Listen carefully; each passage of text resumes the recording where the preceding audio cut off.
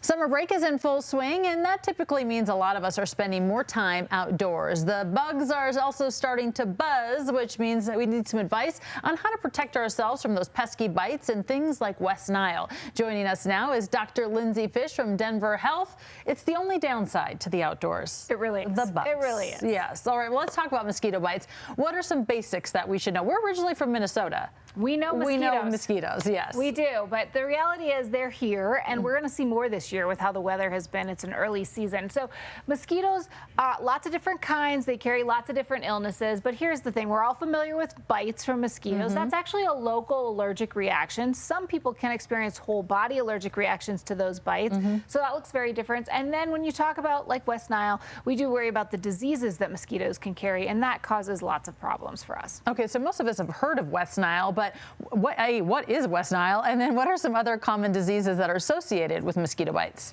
So West Nile is a virus, just like lots of other viruses, and it's our most common here in the United States, which is why we hear about it the most.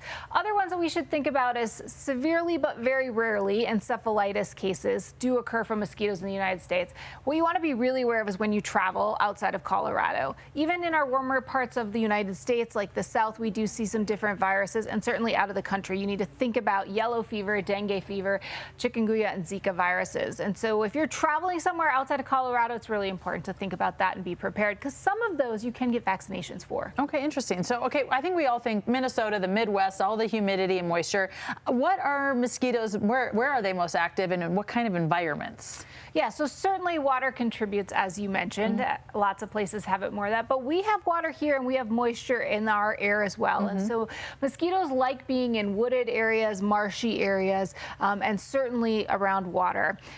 They tend to bite dawn and dusk, most types of mosquitoes, so that's the times you really want to worry about yourself. And when we think about water, while we don't have lots of water, because we only have reservoirs here in Colorado, we do have lots of standing water, and it's easy to forget about it. So think about your kiddie pool in your backyard, the water around your flower pot in your yard, the gutters, or maybe like the kids' frisbee that's upside down. These things get water in them, sit there, and that allows the mosquitoes to breed. Okay, dump all the things out at night. Dump it out, absolutely. Okay, so how do we stay safe from all of these bugs? So if you know you're going to be outdoors in lots of space with wooded area, you should certainly use repellent. DEET is always the best, but there's some other options out there as well. It's really important. If it's dawn and dusk in particular, you want long sleeves and long pants. Even if it's hot, put the light ones on. That'll protect you much better. Dump the water out, as you mentioned. Make sure your screens are really good on your houses. You don't want the mosquitoes inside the house, so both door and window screens. Keep your yard well trimmed, the grass and the shrubs. And then if you're traveling, know what's going on there so you can be prepared. All right. Well, Dr. Fish, thank you so much. We'll see you back soon to talk more about something summer related, I'm sure. Absolutely. All right. Thank you.